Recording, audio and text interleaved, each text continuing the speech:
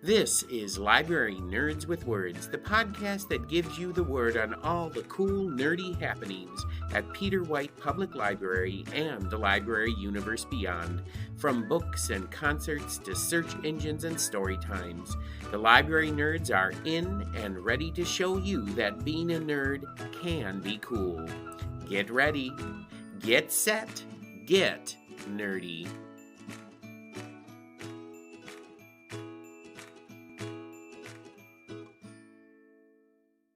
Welcome back to Library Nerds with Words, the podcast that gives you the latest word on all the cool things happening at Peter White Public Library and the library universe beyond from the people who know it best, Library Nerds.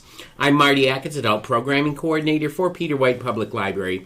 And joining me today in the Nerd Studios are everyone's two favorite nerd fellas.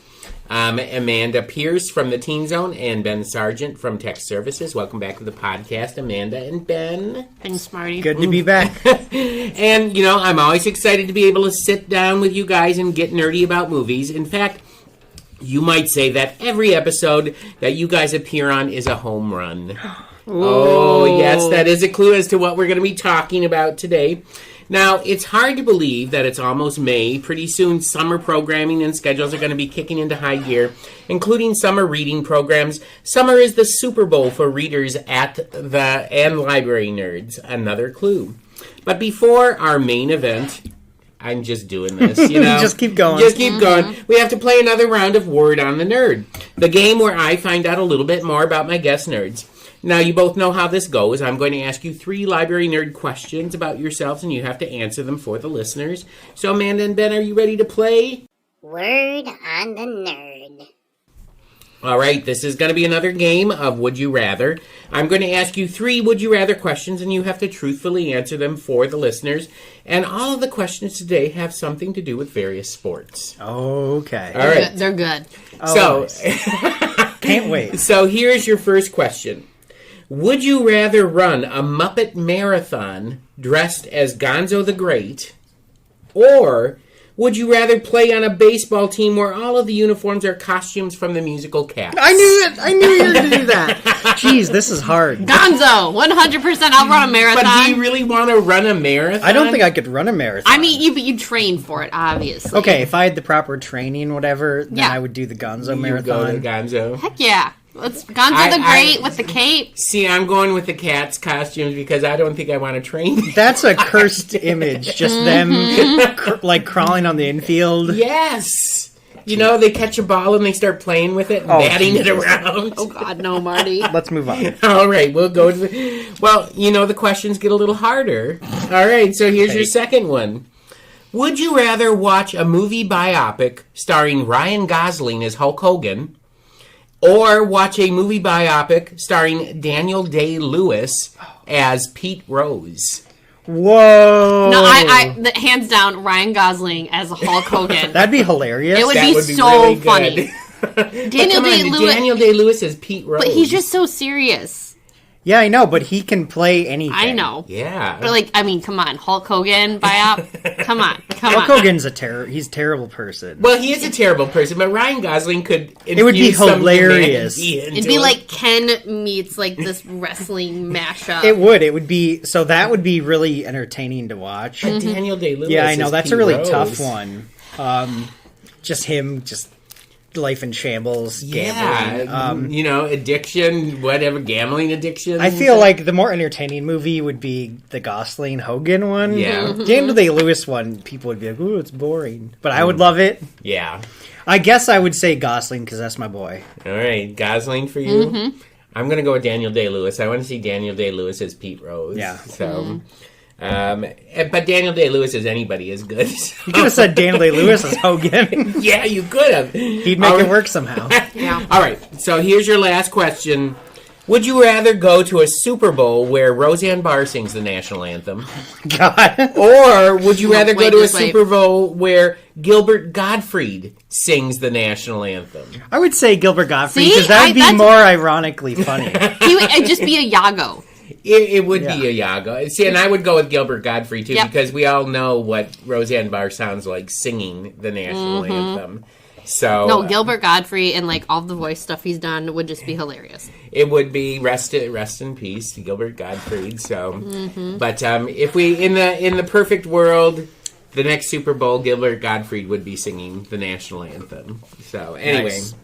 All right. Well, those were a lot easier than I thought they were going to be. Because none of the choices were so... Sometimes you make them just terrible. I where, know like, I do. You say the answer... Which one was the worst one? The cats. The cats, The cats one? yeah. Okay, all right. But sometimes they're just too... You just feel Well, bad about yourself. I see, this one would have been so easy for you guys, because I had, in the original question, I had Mariah Carey up against, you know who, my girl.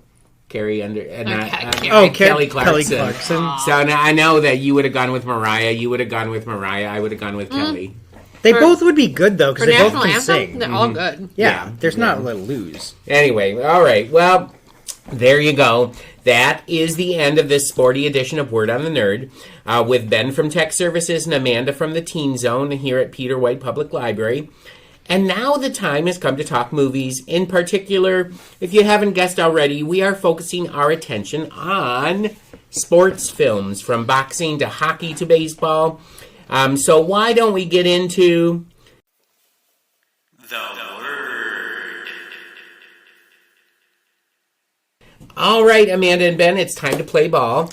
And we got to talk about the cheeses and everything first. And Hold on. Yes. Before we start, I got a question for Yes. you, Marty. Yes.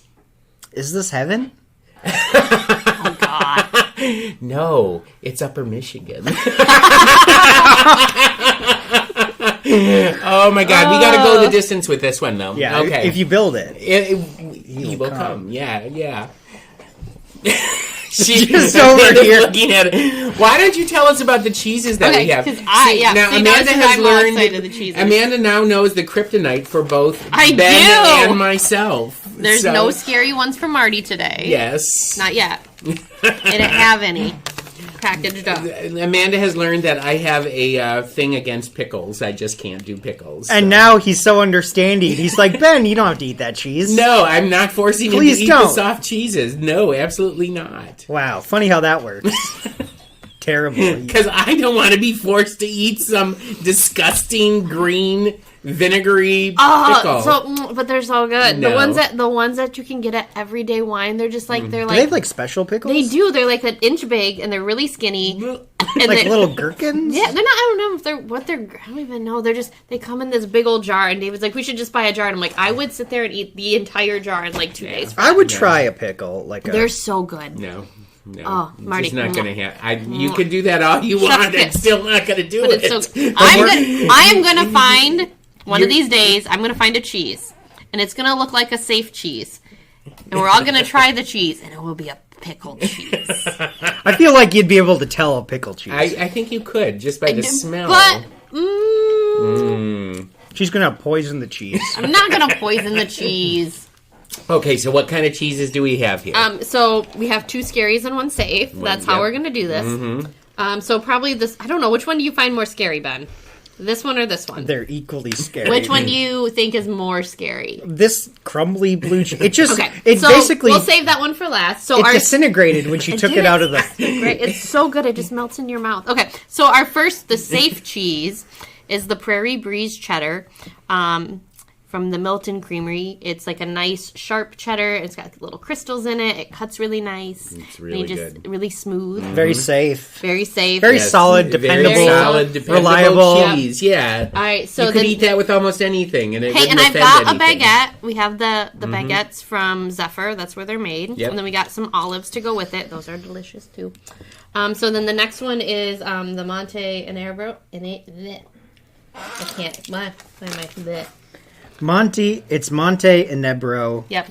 It is. It's from Spain. It's a Spanish cheese. Spanish cheese. It's a soft ripened goat's milk cheese with a rind that is blue. It looks awful. No, it is delicious. It's a Spanish cheese. It sits there and goes, "Hello, my name is Inigo Montoya." No, it's Monte. It's Monte. Oh, okay. It's Right. Monte. Prepare to die. Prepare to die. If Ben eats that, he might die. Yeah. So see, And then the last one we have is a blue cheese, and they just got this one in, and I saw it on their Instagram, and I had to go get it. It's a smoky blue from the Rogue Creamery in Oregon, and it is cold smoked over hazelnut shells. It's really good. It is so good. It melts in your mouth. Like, you put it in there, it just... And it has a definite funky aftertaste, too, which is I don't nice. like the way it's looking at me. Well, and see, here's the thing. It says penicillin in it. I'm allergic to penicillin, and I'm still eating it. It's fine. Yeah, You're walking on the edge here. See, you people. The faces I'm making, I am so happy right now, and Ben is just like, oh. Yeah, the unsafe cheeses are very close to Ben. There are no pickles around, so I'm happy. Yeah, there's no scary ones for Marty. But no, the olives are they're Gordel olives. So good. Oh, they're just so good. And if you shove some blue cheese in there, Yes. All right. So it's time to start talking movies. So how are we going to do this? I just You want to know say how we we're gonna didn't pick a football movie. No, we didn't. David was very upset that we didn't do Rudy. Rudy. So, well, look. Really? So, okay. I remember the Titans. I do too. I yeah, mean, any like given both of them. Sunday Yeah. is better. Friday Rudy. Night Lights. Yeah, the thing about Rudy is it's pretty much boring until the end. Yeah. But we could. I mean, so there's so many to choose from. It was really hard to narrow it down. We're gonna do more. We're gonna do another. We're going to do another episodes. sports edition. So We're doing comedy sports next, though. Yeah, we can do funny ones. But, so we've got 2 basketball movies, we have 2 baseball movies, we have a boxing movie, we have a hockey movie. And all really good. Yeah. But there's one that stands head and shoulders above the crowd That's here. true. That's why this episode is titled... Why is it... What the title of this episode will be, Marty? Field of Dreams and Its Greatness. That's the title I feel like standing up right now. Yeah, I know. No. We should give it a standing ovation. And this is... I will say that since we started talking about doing this one, this movie... We've talked about this podcast, I think, way more more than any other one we have. Yup. Because there's... we have to have an intervention with this one because there are some people who do not like Field of Dreams. I know. Pick yourselves up off the floor, listeners. There are actually people that don't like Field of Dreams. Monsters. They are monsters. There's something clinically, psychiatrically wrong with people. You know who else didn't like Field of Dreams? Jeffrey Dahmer. Probably. That makes sense. Yeah, probably. I feel like that's a safe assumption, Marty, wouldn't you? I think that is a very safe assumption, John Wayne Gacy's last words were, "I hate Field of Dreams." Yeah. It hadn't come out yet, but he hated it. He still hated it. Jack the Ripper. Oh, come on. Yeah. So, if you don't like Field of Dreams, you're in interesting company. But anyway. All right. We're going to start with this. Yes. Because it is the title of this podcast, Yes. as it should be. This movie is literally perfect. It really is. It can't be.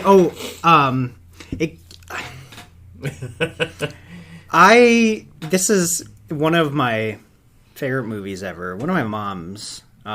We're big baseball people. Big baseball fan. It's just so.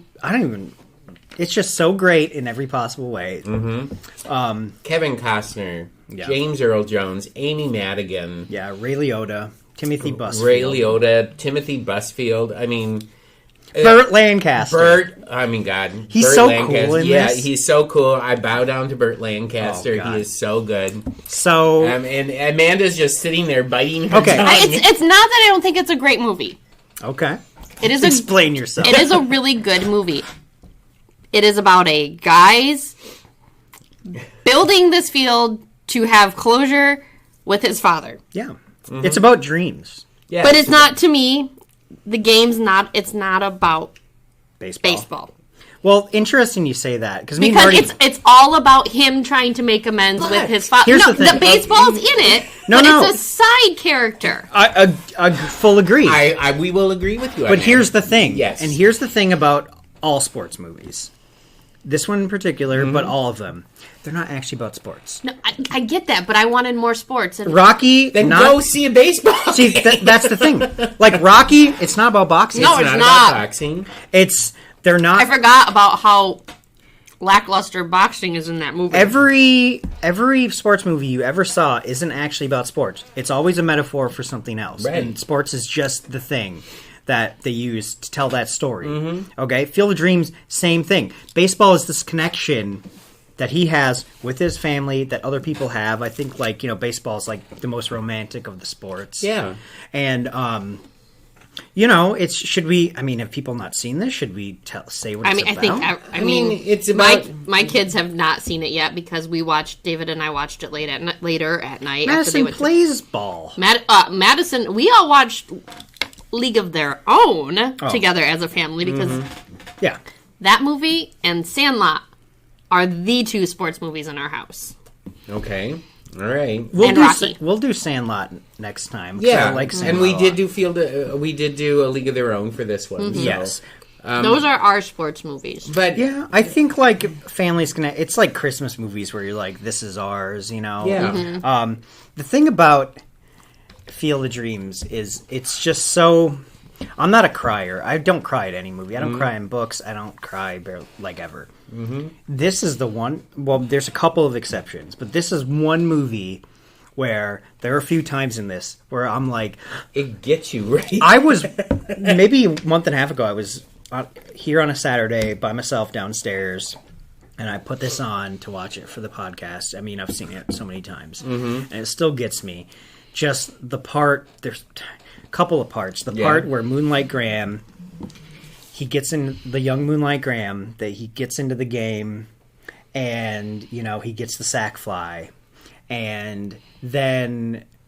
Which was his dream. It was his dream just to get an official at bat. Yep. Right. That's That's what all he he wanted. And the little girl starts choking.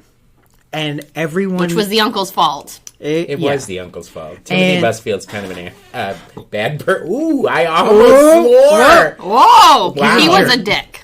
He's a jerk. Can we say that? Yes, don't know I if think we you can say dick. Okay. Yeah, it's like medical. Okay. I won't bleep that out then. I could say worse. No, you want me to say worse? That's okay. But yes. I'm sitting here destroying the cheese. So, yeah, going for that safe cheese.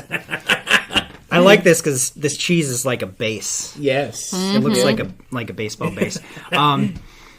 So starts choking. So Moonlight Graham was a doctor. The whole backstory of Moonlight Graham is he was a young ball player. He got called up from the minors for one game, didn't get an at bat, got sent down, never got to play again, became a doctor, and Like, changed the whole town's life. yeah, like most important person in this small town in Minnesota. And everyone looks at him and he knows he goes to like run off the field To save to the help little her, girl. and he stops at the threshold because the confines of the field is a magical place, Right. And he just is like, and then when he this is young Moonlight Graham, when he crosses that threshold, he turns back into old Burt Lancaster. Yeah. He like slaps her in the back, and he's just like, piece of hot dog. You know, Burt Lancaster sounds so cool in this movie too, because and then like it's like Kevin Costner realizes like you can't go back. He's like, oh my god, you can't go back. Like, and everyone is like, he's like, it's okay. I did what I came to do, and it's so when he stops. I sent you guys a picture of it. I was watching it when he stops at the thing, and it's just like, oh my god, like he finally made it, and now this has been his dream. But like, this whole movie is about dreams. Like, what will you do to achieve your dream? What would make you give up on your dream? Like, all that. And then he's got to go. Like, he's like, it's okay. I love it because he's like, I gotta get back anyway, or Alicia's gonna think I got a girlfriend. Yeah. He always He always goes back to his wife. Alicia. I mean, he had not as part of baseball, but he had an amazing life. Changed the whole town. Helped so many people out. And it's like getting choked up because he's walking through the players because he's going to go back out to the outfield through the cornfield. And like that's like the cornfield's like the light at the end of the tunnel. Right. It's like and all the ball players, they all just tip their cap and they say, "Thanks, Doc. Good job, Doc. You were good, Doc." Yeah. You know. And then before he gets to the edge of the cornfield, he says, "Win one for me, boys." Win and one then for he me. walks away. So cool. He's so cool in this movie. Old Burt Lancaster is so cool. Again, it's a good movie. And It's then just- the other part, I know which one you're going to say, chokes you out because it gets me every time, is where Kevin Costner's been struggling with this relationship with his father. He's been died before, like right after he got married. Yeah, but never got to meet met the his kid. granddaughter or anything like that. And so Kevin Costner is getting these magical messages from a voice. First one is if you build it, he will come. Yeah. The next one is, I think, go the distance. Go the distance. And then the third message Moonlight. is heal his pain. Isn't it? Yeah. Heal his pain. And he saw like the moonlight. Well, but before that, so he gets it in his head. He's got to go to Boston to meet Terrence Mann. Yep. Terrence Mann is like this author. It's supposed to be J.D. Salinger. Right. In the book, and it's was J.D. in Salinger. The book, in the book, it was Salinger. But they couldn't make that. Whatever they make. Terrence Salinger Mann. threatened to sue them. So James Earl Jones, he's so good in this. Yeah. But My favorite. No, we got to talk about the part where his wife is at the PTA meeting, which is a school board meeting. Such a good. and They're goes- banning books in That's there. the whole. Banning Like, that's my books. favorite part of the entire movie. Yeah. She just gets up and she just goes off on this woman. I'm like, I- oh my my god, I favorite want to line do of that. hers I want to is- do that someday. Yeah, well, my favorite line of hers in that meeting is where the woman that she's up against says, "Well, at least I didn't plow under my crop, the weirdo." And then and then Amy Madigan steps up and Kevin Costner tries to stop her. And she's like, "It's all right, honey. I got it. got I this. got it." I And got she stands up and she goes, "Well, at least I'm not a book burner, you Nazi cow." And I'm like, wow. Best part of the movie, Mic hands down. But they're trying to ban Terrence Mann's book. Yeah. And It that's was- how he comes to realize that he needs to go get Terrence. And, Yeah. and Terrence Mann had been like retired at this point, secluded. He doesn't want to be a symbol anymore. He just wants to write his software and be left alone. Yeah. Yeah. Yes. So Kevin Costner goes to Terrence Mann in a hilarious scene. He like has to kidnap him because he had read an article that Terrence Mann had always dreamed to be a baseball player. Yeah. And he was a Brooklyn Dodgers fan, and this was before they tore down Ebbets Field. Yep. And that was his dream that he never got to achieve. So he's like, I just have to take Terrence Mann to a baseball game. Mm-hmm. And one of my favorite scenes, too, he kidnaps him. He pretends he has a gun in his pocket, and he's like, like, that's your I'm- finger. And then Terrence Mann's like, I'm going to hit. And he's like, you're a pacifist. Yeah. I can't do it. I just love it. He's like, you're kidnapping me. So he takes him. They watch this Red Sox game, and on the scoreboard, it flashes Moonlight Graham. Yep. And James Earl Jones just doesn't see anything, so he's like, this is all for nothing. It's been a waste of time. One of my favorite scenes in the movie. He takes Terrence Mann back. He's really sorry. I'm sorry I kidnapped you. I'm actually crazy. And he drops Terrence Mann off at his apartment, and he's like... And then it's like at night. He backs the car off. He goes to pull into the road. James Earl Jones is in the middle of the road. Yeah. And he just says, Moonlight Moonlight Graham. Graham. Yeah. And he's like, you saw it. You saw it too. And he's like, we have to go to Minnesota. So now he's on board. Yep. But what I was saying, the scene kind of in the movie is just at the end. Right. So Terrence Mann gets to go through the cornfield, Right, and he- Kevin Costner is... He's pissed. Well, because he's like, oh, I built Sorry, it. And swore. it's, No, that's and it's, how and it's like, it's not your time and whatever. And we have got to shout out Ray Liotta as Shula Joe Jackson. it's one of Ray So Liotta's. good. It's a small part, but he's If you so haven't seen good. this movie, they plow the cornfield to build a baseball field. And Like, then full on, like, stadium lights and everything. and these dead baseball players come through it and just play. And it's like famous one. And Shoeless Joe Jackson was Ray. Ray Liotta. Ray Liotta, and it was Kevin Costner's father's favorite baseball player. Yeah, and if you don't know the backstory with the Black Sox, Mm-hmm. so Shoeless Joe Jackson in 1919 World Series, the Chicago White Sox were in the World Series, and a bunch of the players took money to throw the game, and there were 8 of them. There's also a really good sports movie called 8 Men Out. It's a great movie. It's so John underrated. Cusack, Yeah, so good. Charlie Sheen's in it.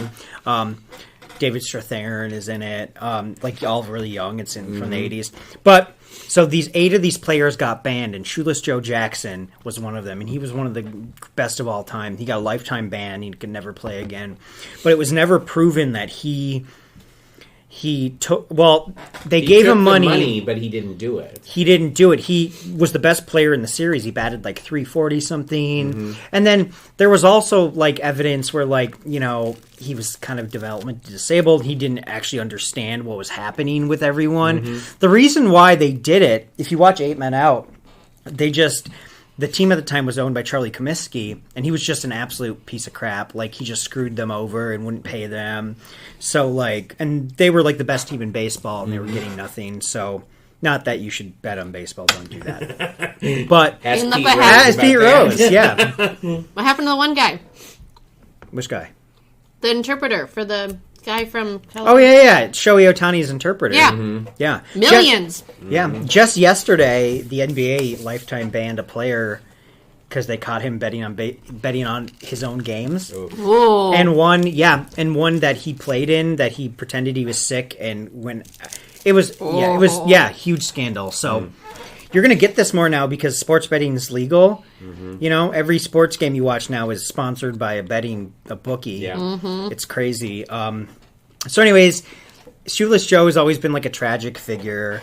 That Shoeless Joe is the name of the book that this is based on by W.P. Kinsella. It's a great book. Yeah, I've not read it. I've always wanted to. Part of me is like, what if it's not as good as the movie?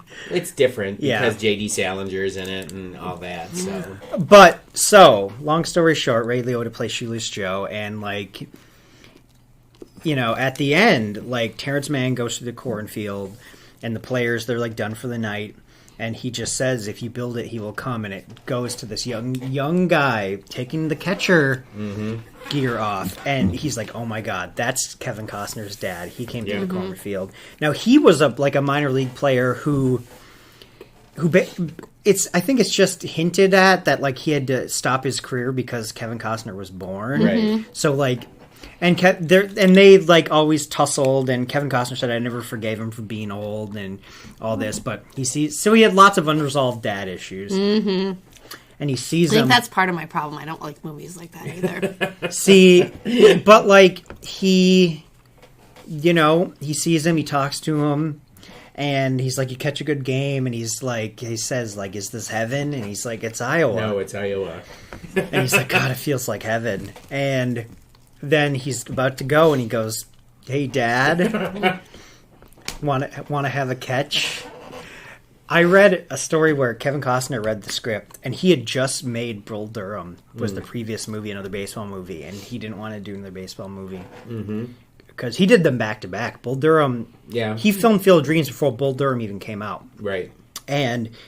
But he said those 6 words, want to have a catch, is the entire movie, and he's like, I have to do this. And they have a catch, and it's just like, oh my god, like, it made me, me and my dad played catch all the time, and, like, it's just like, and just having that chance, like, anyone would if they had that chance. And truly, I mean, Ben and I were talking about this yesterday. You weren't present, but Probably not. we had to get our defenses against Field of Dream haters. Getting our stories straight. Again, not a bad movie.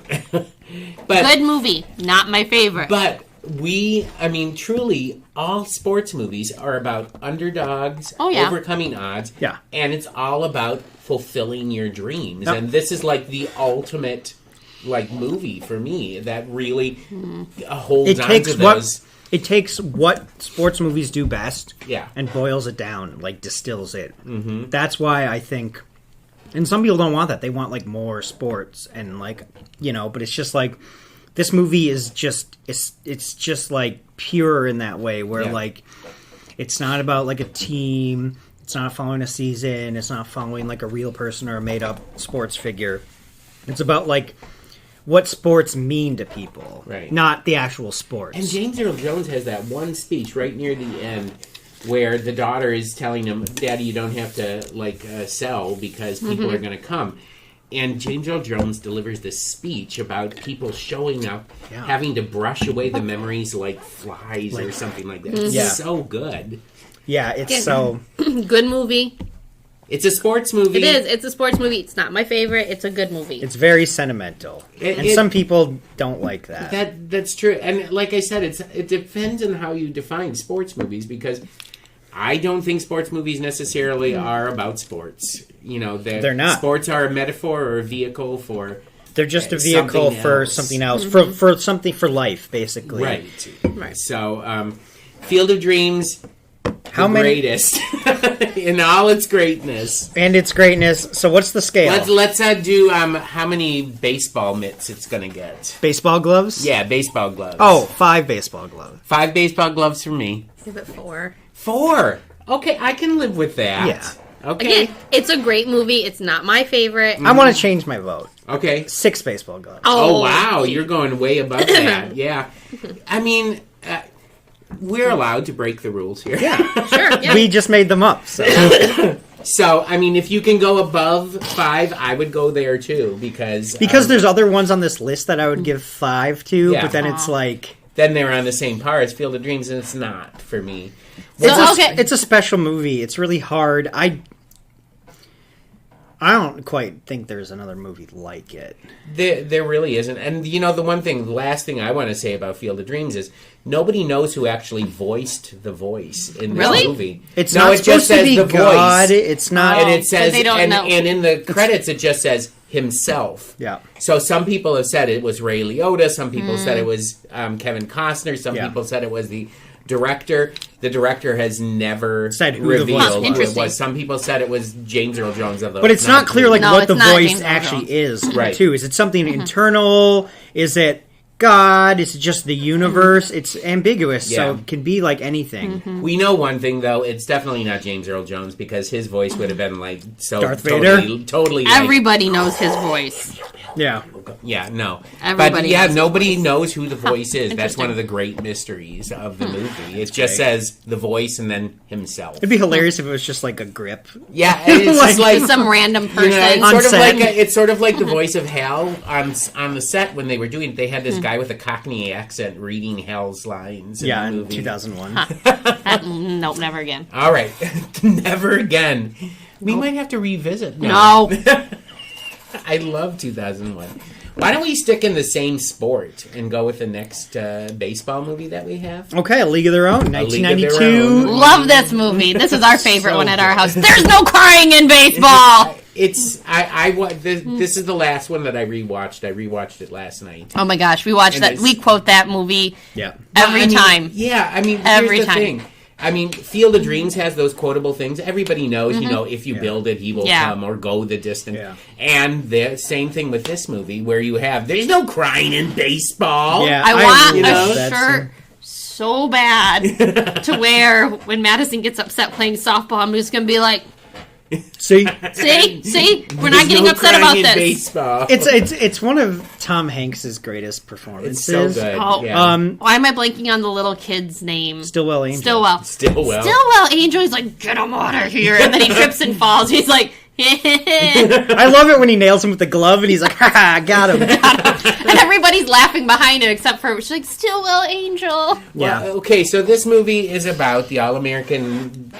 What was the actual? It's got like it's a huge acronym. It's It's like All-American All-American Girls Girls Baseball Baseball. Professional League. Yeah. Right, and this had happened during World War II when all the guys Yep. and all the Yeah. players from the Major League Baseball were going off to Yep. war. And it was mostly in the Midwest. It was all It Midwest. was. It was teams. 4 teams, so it was South Bend, Indiana, Racine, Wisconsin, Kenosha. and Rockford, Illinois. Right, and everybody thought that there was going to be no baseball during the entire World War II, but the baseball, the owners of the teams didn't want to see that happen, so they come up with this idea of making a girls' league for baseball, and so I got it something becomes really, really popular. So when I was at the Smithsonian of Oh, you got Museum to see it. of American History, yeah, an original Rockford Oh, wow. Peaches pennant. wow, I remember seeing that when I was there.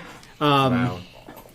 And like, yeah, so like that, those teams were all real. I gotta say, Gina Davis. Yep, Gina So Davis, good. so good. So good. Rosie O'Donnell, Madonna, Rosie O'Donnell and Madonna are all good. of them. Just yeah. And Laura Petty, right? Is her Lori name? Petty. Lori Petty. She's so Kit. good. So Yeah. good in that. She's got like perfect younger sibling energy. she Yeah. does. Dottie is just the perfect Dottie Hinson, and she's the Queen of Diamonds. She's It's- the catcher. It's just it's a really good.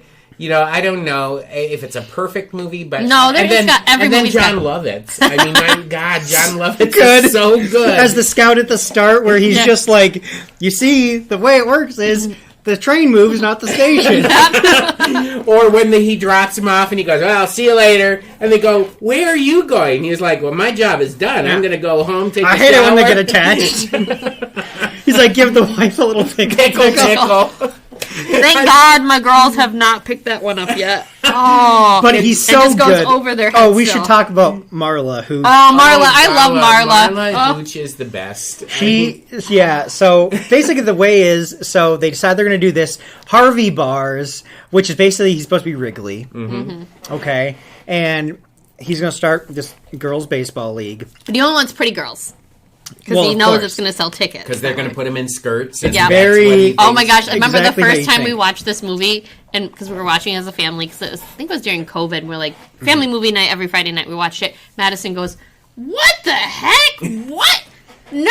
Well, even at the time, they're like, we're not playing that. And they're like, then you're not playing. Mm-hmm. But Madison had a fit. She's like, "I would have punched somebody." And I'm like, "Yeah, you probably would have." So anyways, John Lovitz is a scout. He goes out. So in this Darien, Oregon, you have Dottie, which is played by Gina Davis, her little sister, Kit, who's a pitcher. She's played by Lori Petty. He wants Dottie because Dottie's she's great. She's like Johnny Bench. She is like the best player in all of the teams. Mm-hmm. She's the best player in the league. There's a great scene later on the bus, later in the movie, where Tom's like, "You're the best player in the league. Don't you know this?" And she's like, "I didn't know." And it's like, "Stop that. Yeah. You knew." But she's a lot older than the other girls who are playing. She's married. Mm-hmm. Bill Pullman's her husband. He's in the war. Right. Mm-hmm. But so basically, John Lovitz is like, "I want you. I don't want you, Kit. I want Dottie." Mm-hmm. And then Dottie's like, Kit's like, "Take me, I can pitch." And he's like, "Well, if you get your sister to go, you can both come." Mm-hmm. So then she convinces Dottie, and then the next stop is Colorado, and they got to go see Marla Hooch. And they cuts to this gym, and she's just raking. I'm talking ripping those balls through the windows, busting. Huge. She's like Miguel Cabrera, and they're like, "Oh my God!" And she's playing against guys, she's out the window through the gym. And she was raised by a single father. Yeah. The mom died. With boys. Mm-hmm. Mm-hmm. And so then, he's like, "Oh, Marla," because they're like, "Oh my God, she's amazing. Come over here and meet John Lovitz, the scout." She's not the prettiest. And obviously, what did he do? What did he even say? I can't he went ugh. Yeah, he's like, she walks up and she's really shy and everything, and her hunched head over. Is down. And the father says, "Well, look up, go ahead." And she looks up, and John Lovitz's She takes her hat off. She takes her head off, and John Lovitz's face is like, "Oh." And she was like, and he's like, "Well, we got to get back to the station now." It's like, come on. But I love it because then Dottie and Kit just stop, and they're they drop their bags, and they just stand there. And the dad, it's a really, really good scene where he's like, "Look, I raised her like a boy. I didn't know what else. Her mom died. It's my fault. She's, she, if she was a boy, I'd be talking to the Yankees right now. That's how good she is." Yeah. And finally, they're like, "Oh, okay." And that's the scene where, she's like, "Daddy, I don't want to leave you." And he's like, "No, you got to go. There's nothing in this town." Mm-hmm. And then they're at the train. She won't get on the train. And he's like, the way this works.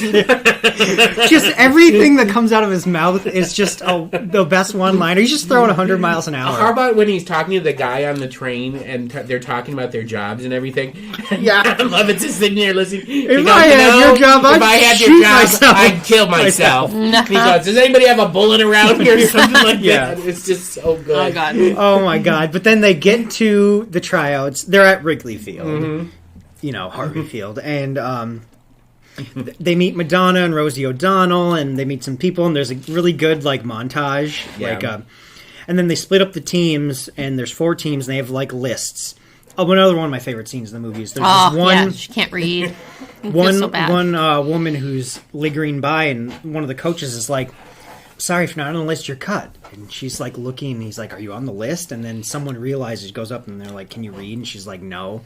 he's like, "What's your name?" And my name's Shirley. And Luke's like, "You're a Rockford Peach." I love that scene. And then they teach her to read. Oh God, Madonna on the bus later in the movie. She's reading Smut. Smutty book. And they're like, "What are you teaching?" Wait a minute, her to read?" This is the best part. Keep on going. Keep going. Madonna's really good in this. Yes, movie. Yes. she is. She's May Morabito. And she sings the theme song to the movie. This used to be which my is playground. Really good. Yeah, I love that song. We had this movie on VHS, so I've seen it so many times. We used to rent it Yeah. from the library. We owned it. That's how much we watched it. And like, remember me and Muggles watched. Shout out to Muggles, who is our biggest fan. Our guys. biggest fan, yes. So say hi to Muggles. Hey, Muggles. Hey. Have you met my sister? I've never met your What? sister. No. Okay, next time Next she's time here. in town, we should all go out. Yeah, that'd be fun. That would be fun. I would enjoy that. But every time she listens to the podcast, and she's always wants more Manda. Well, I don't talk that much. Sorry. I'm like, look, they I'm enjoy trying. hearing you swear and me Beep, bleeping you. beep, Yeah, that's beep, what beep, beep. It is a great film. No, my girls love it. I love it. But This is a baseball is a part of it, but it's Yeah. not It's, the whole oh no, it's thing. not. But I think what it's really nice is like for such a dark period of history, it was a positive thing for so many Yeah. people once they got the league going, because they actually like it went on and like people were excited for it and like girls saw it, and it's like one of those things like girl sports have been so underwritten for so Yeah. many years. I mean, we could go on and on about Title IX didn't come into existence. No, until and the like I mean, 70s, still yeah. out to this day. Yeah. Look, we'll just Yeah. take the instance of Caitlin Clark. Yeah. She's going to make under $80,000, but her counterpart in the NBA, $12.1 million his first $1 year. Come yeah. on, like you cannot. But so Yeah. that's what I like. It's like it was such an underrated team. No one thought it was going to do anything, but it was a huge part of history. Like Madison wanted to do a project on it this year because that's how much she loves softball. Because my kid's on 2 teams because we're that crazy family that lets her play travel and little league. But like it's not wholesome, but it's just like it's a feel good sports movie because then you see at the beginning because Dottie's older and she's going to this reunion. It's at so they open like At a the wing of Cooperstown. in Yeah. Cooperstown, the Baseball Hall of Fame. I love that, and I think they did such a good job. So they have like Gina Davis in old makeup. Yep. They did a really Is good that job. really her Yeah, that's voice? all of it's them. But some of the people are older See, actresses. I didn't think that was Gina That was Davis. I her. thought they It was just dubbed her their voice and into it. Dot. It was her and Kit and Kit I don't- is the same actress. Yeah. I'm pretty sure that's Gina Davis. Okay, because I thought I it was thought it another was, too. actress that was, and Gina Davis was doing her lines. oh, I don't know. So- this Either is way, 92, and I don't know if Because if it is Gina Davis in old age makeup, that is the best old. I age thought it makeup I've ever was. seen. Anyways, but so it starts there, and then they're playing baseball at the field, and then it ages back, to the 40s. Right. But then at the end of Comes the back. movie, they're all having that Do wing you know what? open, and Stillwell's there. And still, but here's the thing: someone approached Penny Marshall when they were doing the final cut of the film, the editor, and said, "You need to cut off this ending. It's too sentimental." no. No. They did. The editor like, was that's like, the best- and here's Penny Marshall, and her response was, "Nah, I like it. We're gonna keep it," and that's all she said. hell yeah. I mean, it's a whole the movie starts that way, it ends that way, and it's a full. You get a full Yeah. circle. And there's You get this. a beginning, a middle, and an end. And the character played by Tom Hanks, Jimmy Dugan, was just gonna has, say. has this relationship with Dottie. It doesn't get romantic or anything No. like that, but It's I mean, mutual they're really- respect. Yeah. Mutual respect. We should say, so Tom Hanks plays Jimmy Dugan, who's the manager of the team. He is a retired baseball player. He's loosely based on Jimmy Fox. Right. And he basically drank himself out of the league. He was like one of the best players in the league. And Yeah, he was drunk, half the games in the Yeah. movie? Yeah. there's so many. I mean, there's stuff he says we can't even say. This guy, 2 kids come up to ask him to sign baseball. Yeah, sure. And he signs it. And he says, "Thanks, Jimmy. Avoid the clap. Avoid the clap. Jimmy Dugan. He's like, that's good advice, kid. Oh my god. The first time you see him introduced to the team, He's he walks in. They're like Jimmy Dugan, and then I think Betty Spaghetti's like, "Will you sign this for my husband?" And That was like, a baseball card. and he's just like, "Bleh, bleh." And he goes to the toilet and he pees for like 2 minutes. and they're all just And standing there everybody's like, What Wow. Rosie O'Donnell's It's timing like him. timing him to see, wow, that's impressive. And he's just, because he doesn't, at first he's like, I don't got ball players, I got girls. Yeah. And then you got Dottie, who's basically running the entire team, Yeah, and then he gets angry because like she's doing a good job. He's like, I can do better than that. And one of my favorite scenes is where Gina Davis is giving the signs as to what. Yeah. Oh, and he's sitting there doing and it he's too. doing it, and they're going back and forth. like- And Marla is just standing there going, she goes in, she goes out of the box, in the box, out. Poor Marla. Man, we could go on about this movie for hours. We could go on. Another favorite thing, when they do like the newsreel type thing, introducing the team, and they're like, and that's Marla Hooch, and she's like, they introduce everyone, because everyone's like very attractive, right? right. And then they show Marla Hooch, and she's like out in center field, Yeah, like way 100 far feet away, away. just waving. Oh, come on. The the scene other- where Marla is singing, it had to To be be at the you. bar. What did you do to her? The other, we gotta also They're talk like, about. hold on, they're like, we gave her a dress, and then Madonna's like, and a lot of liquor. We also need to talk about Madonna's church scene. Oh, yeah, the church. That's the second time he's dropped that Bible. Madonna is in a confessional Yes. talking to the priest. And then when she leaves, the priest comes out and goes, and Looks. just looks to see her. So, Oh, he is, and he's all like sweaty. It's like, what the hell? all right, we gotta But yeah, rate so, this film. Five. Five. It's five. 5.25. It's I'll go 5. Well, yeah, Oh, I'm. one well, other- actually, are we gonna? Because if we go If to we're gonna- 6, if we're gonna go to I'm 6. still gonna go 5. Yeah, it's because 5. I would bump Field of Dreams up to 6. and then okay. 6 5. is your max. 6 is Well, the 5 max. is the max, but in special break glass, in case of emergency, you can go to 6. Okay. Well, then in 5. Okay, I'm gonna break the glass for Field of Dreams and say 6. Same. And then I would say this is a 5. I'm gonna give it 5.25. Baseball gloves. One other thing. So I promised my mom I'd bring this up. Okay, had seen this movie so many times, right? The last scene of the game, and so basically what happens is, just to set this up, Dottie and Kit they can't coexist. Dottie wants to get leave the separate league. teams, yep. They're like, "Well, trade me." They end up trading Kit to the Racine Bells, Which even is though not Dottie. what Dottie wanted. No, she wanted to be Dottie traded, wanted but they're to be like, we would traded. never trade you. Yeah. And turns out they meet in the World Series. Kit's team and Dottie's team. Bottom of the ninth. Kit basically is just going to score the game-winning run. Dottie's at home. She's a catcher. She gets the ball. Collision. Dottie goes to the ground, slow motion. Ball comes out of her hand. Kit's safe. Okay? So there's a scene earlier in the movie where they do this, and Dottie gets crashed into and holds onto the ball. Yeah. So that was a good setup for this.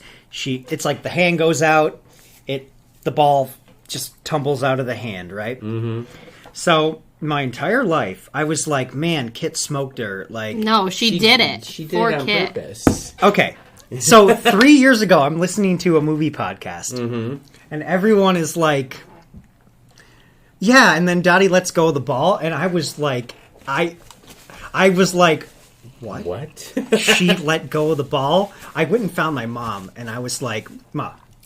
Yeah. And she was like, you didn't know that? And I was like, what the hell? I was like, No, because a good catcher is going to have that thing. No. well, but you also can, I mean, in a collision, because in my headcanon, so I have went and looked this up.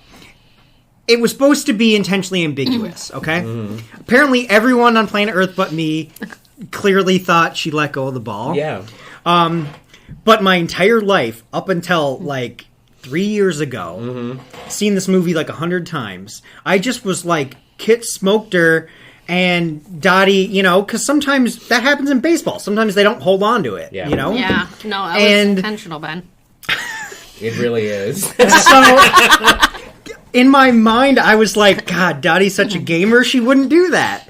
But then I can see, She came back for the last game. I know. Yeah. So I see, but like, so that was a funny thing. So everyone on planet Earth, Thought that Dottie. Penny Marshall wouldn't say. So it was not like it was scripted where like it was that clear. I'm just trying to like give, But so you guys never at one point thought she? No, No. I thought that Gina Davis gave it up for his. I think sister. part of me too didn't think want to believe that. Older sister here, like this is what her sister wants so bad.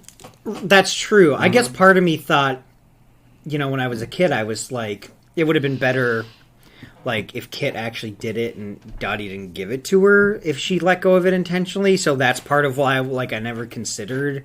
I just thought Kit finally, this was her moment where she beat her sister, not that her sister let her score. You know what I mean? Well, here's the thing. I mean, because Dottie, Gina Davis, doesn't want to go on. No. I mean, she doesn't want to be a part of the league She- anymore. he- She her wants to husband go home came and have home- children and everything like that. And so she knows that she's going to give up. She's not going to come back. She knows Yeah. that her sister Is gonna wants stay. to make, Yeah, makes so a for life her of to this. go on, she needs to win the World And if Series. she had held onto that ball, Ben, they never would have let her quit. They would have kept on hounding her and Yeah. wanting to come back and everything. Well, by this point, her husband comes back from the war. Oh, Bill Pullman. we gotta mention the Betty Spaghetti telegrams. Oh, Oh, God. that The was saddest part of the movie. Because Gina Davis goes through the whole first part of the movie thinking that her husband is going to die in the war. Well, think of that was so many wives. Yeah. Like yeah, here, so many people. so there's a scene where telegram from the War Department comes when they're in, getting ready Yeah. for a game, and he's like, "Well, there's a mix-up. I don't have the right." And Tom Hanks is just like, "Give me that thing." He's like, "Give "No, it to me." no. Well, this isn't authorized. And Tom Hanks just basically throws him out. He looks at the telegram. He goes. The camera pushes in. So we know Betty Spaghetti and Dottie both have husbands in the war right now. I don't think anyone else is married. I think it's just them. Yeah. And it pushes in, and They're they sitting both right next to each they other. both think, and then he's just like, "I'm sorry, Betty," and she just. They all lose it. When I was a kid, that used to get me. I was like, because. That's how they found out. It was Yeah. Shout out to Betty Spaghetti. When I was a kid, she was my favorite player, not Dottie, not including Dottie on the team. Yeah. Because they're like, she likes making spaghetti. They call her Betty, Betty Spaghetti. It's such a powerful scene, and Hanks plays it so well. Yeah. It's one of his very best roles. Yeah, it really is. So we got it rated. You said Yep. 5. I said 5. You said 6. I said 6 5 and a quarter. 5 and a quarter. Okay. all right. Next one. All right. What do we want to do next? Let's do Rocky. Rocky. So, 1976, Sylvester Stallone, won Best film. Picture. Best picture. Yep. Best Picture, nominated for Best Actor. It was- wins Best It Director. won, too, yeah, I think 3 that was awards. It something. won 3 awards. We looked this up because, I started it at 9:20 at night, and we love Rocky at our house. We love Rocky so much that when we adopted our first boxer, we found out the boxer's dad's name was Cassius Clay. Oh, That was nice. like- So that was our boxer's dad's name, and so we named our boxer Rocky Balboa. And he was a good boy at the end. Ben can attest. when I met him, he was old. He was old, tired. He just wanted to lay down. He didn't want no I problems. remember Rocky.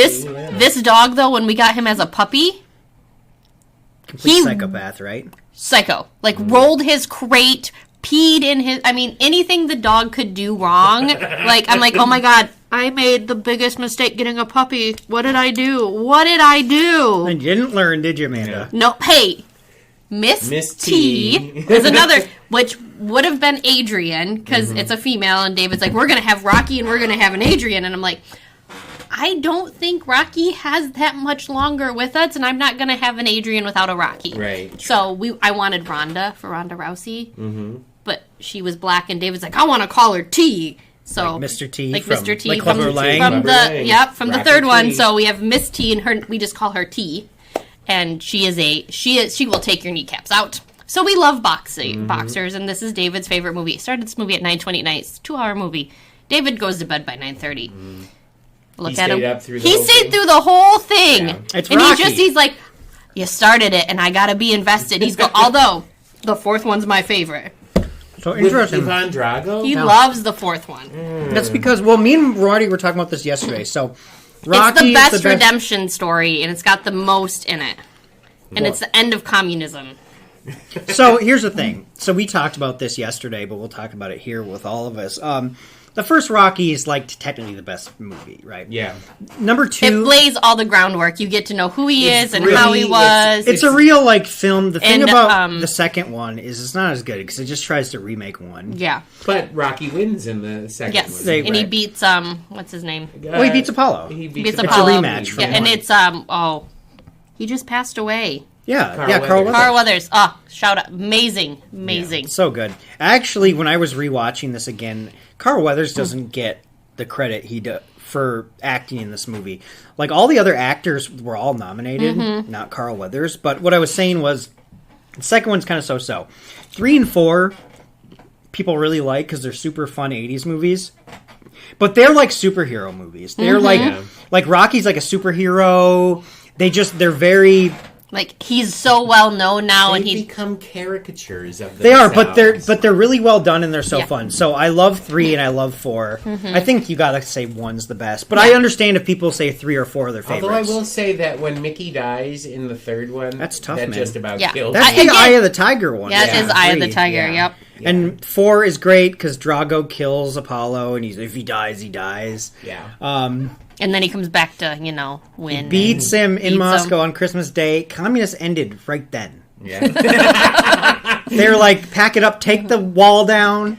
But the first one really is No, the That's best the best. of but the whole it builds the series. foundation. You meet Yeah. meet all the characters. You see where he comes from, If how you he want- trained. If you sort of want to talk about sort of a perfect film in a way, I think Rocky has all those elements for Yeah. a sports movie. Underdog. I mean, you want to talk about underdog. Rocky Balboa in that first one. It's like was synonymous. You Yeah. think of underdog, you Yeah. think of Rocky. Yeah. That's how. I think only 2 sports movies have ever won Best Picture. Yeah. It's this and Chariots of Fire. So it's doing something. And by the way, we thought about Chariots of Fire too. So You want to talk about boring? I love it. that movie. We love Manda. You would hate Chariots of Fire, which we almost haven't got to Hoosiers yet. Oh. you think Hoosiers is boring. Oh wait, let's not. We're in boxing right now. But no, so I mean, Rocky's like a big deal, and we love Yeah, it. you guys And love Rocky. You get that. You get to know who he is and how he's like down and out, and then you have Paulie and Adrian. Ollie's a piece of crap. And he is terrible. He's an He's awful racist. person. He's a misogynist. He's just so mean He's to an his abuser. sister. Oh my gosh. That scene where he takes the turkey and throws it out the window. yeah, it's Yeah. like what the. He's awful. Like He's a terrible. you watch all the Rockies and you're like, well, why isn't like Rocky just killed him at this point? He's just. He loves Adrian, and that's Adrian's That's brother. Adrian's brother, and I mean, actually, Paulie isn't quite so terrible in the other movies as he is in this one. I got a question for you, like Yeah. for the group, but specifically Amanda. Like, what do you think of Adrian, like Talia Shire's character in this? Because sometimes you read criticisms because it's almost like a she's all that type situation. I mean- because Talia Shire is like She's very quiet. She's very mousy. She's like, I think she's could got have. the glasses. They made her all frumpy, but like like she's not beautiful. No, She's she's gorgeous. not. Like Yeah. in Gorgeous. Rocky 3, she's like model. And she's coming off of like Godfather Godfathers. 1 and Godfather Well, and 2. but you see through like the movie though, she starts off like super frumpy, but then you get to the end of the movie and she's stylishly dressed in the Yeah. 70s clothes. And that's why, because And I it's know like- you don't like that trope, and I, think it's dumb. but I mean, like at the same time, though, I think Rocky gave her the confidence Yeah. to be a better person. But I mean, they even do a scene where it's like, let's take the glasses off. yeah. yeah, I know. I'm Yeah. like, oh god. But, you know, because Rocky at this point, and this is the thing me and Marty were also talking about, where, like, Rocky just gets smarter somehow the more fights he has. Yeah. It's like reverse CTE. yeah. Oh, I don't Where, know. like, because he's dumb in this. And then in number 2, big part of the plot is, like, He can't read. he's got so much head damage you can't read. Then, like, 3 and 4, he's, like, sophisticated, and He's it's got- like... They get married in what, the second one?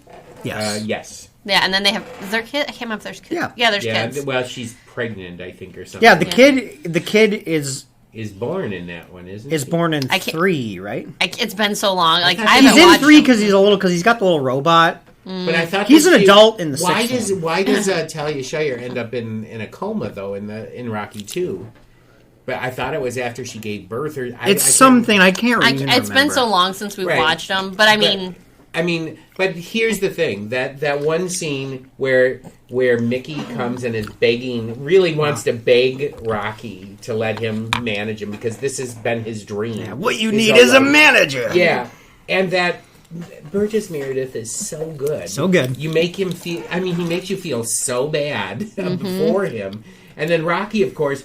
Burgess Meredith has not been treating Rocky well at all. No, terrible. Took his locker, put him on Skid Row. Right. He had that locker for 8 years. Right. 6 years. And then Burgess Meredith like puts on his hat and is walking out and he can hear Rocky just like unloading. Yeah. And then you get this like distancing far shot where you see Mickey walking down the street and Rocky comes running out. Like at night, there's street lights. And runs up to him. You don't hear what they say to each other. But then they shake hands. And Rocky puts his arm around Mickey's shoulder and they go walking. Yeah.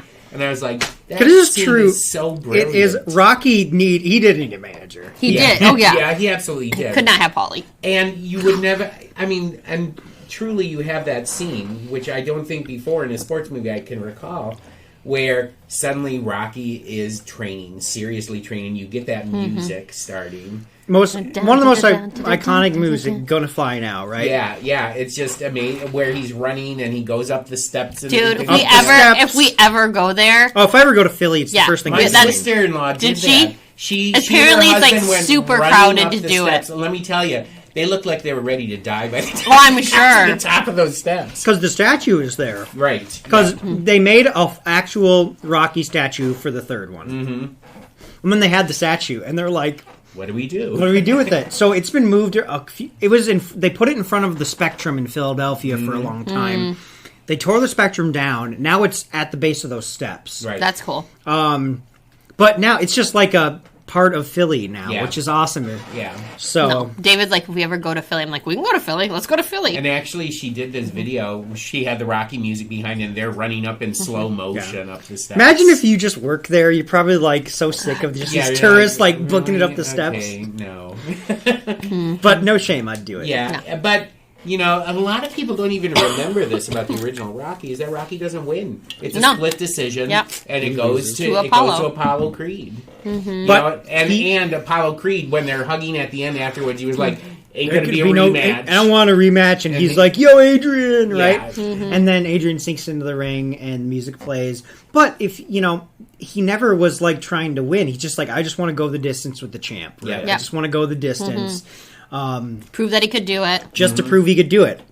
Oh, I love it. At the very start of the fight, he knocks Apollo down. Oh, yeah, that was like in the first round. It was point. the first knockdown of his career. Right. Yeah, and everyone's like, oh, it's serious now. Yep. Duke. Yeah. So Duke is Apollo's trainer, and he's in a bunch of the movies. And I just love where he's like, I'm going to stop the fight. And he's like, you ain't stopping nothing. No. Well, it's like when he was watching the TV of like when Rocky was training and stuff at the news report. I love that. He's like, dude, you need to watch this. Like, Apollo, come see her. And he's like, no. I'll drop him in 3. Yeah. He's like, let's keep planning. I'm more he wasn't really training that hard for it. And he was more worried about coming out in his George Washington outfit. And pretty awesome, actually. No, great. It was hilarious. Don't get me wrong. But like he was more focused on like the promotion part of it, and not even like, this guy is gonna be trouble. Yeah. Yeah, but Duke was watching him because he was watching the TV segment where Rocky is punching the sides of meat. Yeah. And he's like, champ, you gotta look at this. And he's just like, meh. Look at nothing. And that's part of the second movie where people are like, because it's a split decision. And when that happens in real life, people are like, no, the other guy won. And people are like, Rocky beat you. And he's like, finally, like, a rematch. And then Rocky beats him. And, Such a good movie. All right, let's do it. I'll give it 4.5. 4.5? 5. I will go 4 on Rocky. Ooh, I like Rocky. Most of these movies that we picked, I'm going to give between 4 and 5. They're all because bangers. I think they're all great. Yeah. But Rocky, I mean, there's so much about Rocky that's good. That's good. So let's do Miracle. Kurt Russell. Again. My kids, we were watching, I had the girls watch this one with me. Like, how many times have you seen this? I'm like, well, considering I worked at the movie theater when it came out, I probably watched it 30 times. Yeah. Because I wasn't paying attention to, everything. That is the best scene where he's going, again. Yeah, and they're in... Well, we talked about it. It's the second best scene. Yeah, well, it is the second best scene where he's making them... They just... I think they tied the Norwegians. No, they lost. Did they lose? No, they tied. He says, you're going to come here and tie the Norwegian B team. That's right. Yeah, and so he makes them... It's a team that should have mopped the floor. Right, and they didn't. He keeps on making them skate back and forth across the ice, and he does it, like, forever. Hours. It seems like hours, but... actually set the movie up, though. Oh, yeah. Okay, Anybody go who ahead. hasn't seen it? So it's about the 1980 U.S. Olympic hockey team. Lake Placid. The Miracle on Ice. You know what the Miracle on Ice was. Yep. Some of you listening to this were alive. I was alive. Some of us were not. No. But still, it's one of the greatest upsets in sports history. It's it basically follows Kurt Russell's character, Herb Brooks. He was the coach. He was the coach of the University of Minnesota. And at this time, they only have college kids essentially playing. They only have college kids. Right. The Soviets are basically unbeatable. Right. Yep. Their And hockey they haven't been lost since like 1960. Since 64. Since 64 when he was on the Kurt team. Russell was supposed to Well, he go got into cut from- 1960. Got cut from the team one got week. cut from the team in 1960. The hockey team wins gold, and then the Soviets come along. Yeah, and the Soviets, and they had the best team in the world. I mean, they were, for all intents and purposes, like professional players. Right. And, and just so many legendary players, and that Soviet style of hockey literally did change the game of hockey. It did. You can watch the whole, was it the Russian 5 on Yeah, was it it's so Netflix? good. So good. There's a few good documentaries. There's one called Red Army, and it's about it talks to Fetisov. It talks about and there's a ESPN 30 for 30 documentary about what happened to the Russian team after they lost.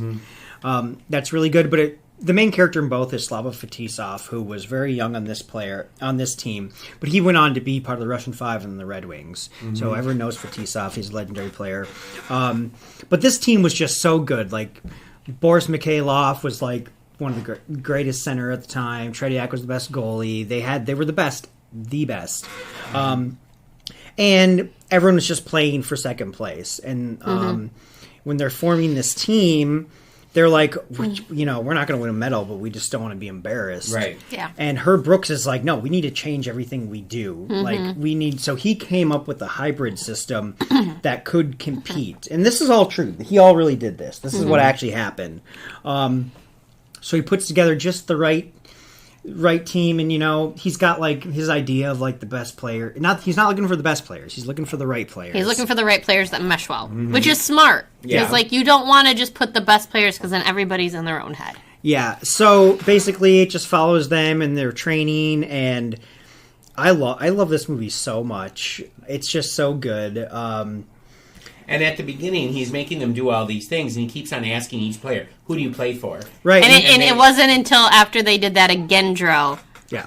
Right, For when hours. they're in Norway after time. And the Norway. guy's like, "My name is so and so. Right. I play for America. I play for the USA." Well, United but States of America. first, what happens is there's kind of a rivalry because there's a natural rivalry between players from Boston and players from Minnesota. Right. Right. And then in a national championship game 2 years prior, Boston University lost to Minnesota, and the players are still salty about it, so they get in a fight, and then Coach Herb Brooks is like, well, let's introduce each other, and it's like, hi, I'm Mark Johnson. Who do you play for? Boston University. Hi, I'm this. I play for University of whatever, right? So they're all saying their names and their colleges they play for. And then they're messing around during that Norway game. They're looking at the stands. They're Checking out the women. She's hot. He's mad. And He is Herb Brooks mad. is listening to it, and he's getting angrier and angrier. So after the game, they're like, we're going to go out. And he's like, no. He's like, give me the keys to the rink. The lights go off. He just makes them run blue line drill till they drop, basically. They're puking. throwing up on They the are. ice. Well, And Micah Ruzioni, who would go on to be the captain and the hero, Yeah. says, Micah Ruzioni, who do you play for? and then United he's like, States of America. And he's just like, that's it. That's all, gentlemen. And boom. So, I love the way and the thing about this is Kurt Russell was the only famous person. All these kids all were the not other famous. actors, there's not a huge. I mean, his wife was better. Oh, well, yeah. Yeah. but- She's Patricia Clarkson. I love. Yeah. She's great in everything. And then Noah Emmerich played Coach Patrick. He's in a lot of stuff. But as far as the players, everybody was really unknown. the I actor who remember. played Jim Craig, I'd seen before. I'm pretty sure he had been a killer on Law and Order or something, right? He did some on SVU one episode, I promise you. But everyone else, and one of the former players had their son played, he played his dad in the That's Right. cool. I think it was Johnson. But yeah, they go to the Olympics, Lake Placid, New York, 1980. So Nobody laid thought back. they were going to win. Nobody thought they were going to win. No, and Madison's biggest thing is like, so we're watching the movie and you watch the Russian game. It's not even for a medal. No. And we're watching it and she's like, oh my God, how much longer is this movie? And I'm like, after this, it's going to go like that. And she's like, what? I go, this is the game. Yep. But she's like, it's not for a medal. And I'm like, no, because you're going to get in the clips. medal round. It was, Right, but she was right. thinking they played them because I'm like, this is the team that won the gold medal. Because blah, blah, the blah. Russians, I think, won bronze. They did. They did. They took. Yeah. 'cause So they basically, beat the winners, Finland. the winners of the final. It was like a semifinal. There's 4 Right. teams in the medal round. United States won their game. Finland won their game. U.S. would beat Finland, and then like the Soviets beat the Czech Republic or Right. Czechoslovakia. But Madison's other thing was, what's wrong with his eyebrows?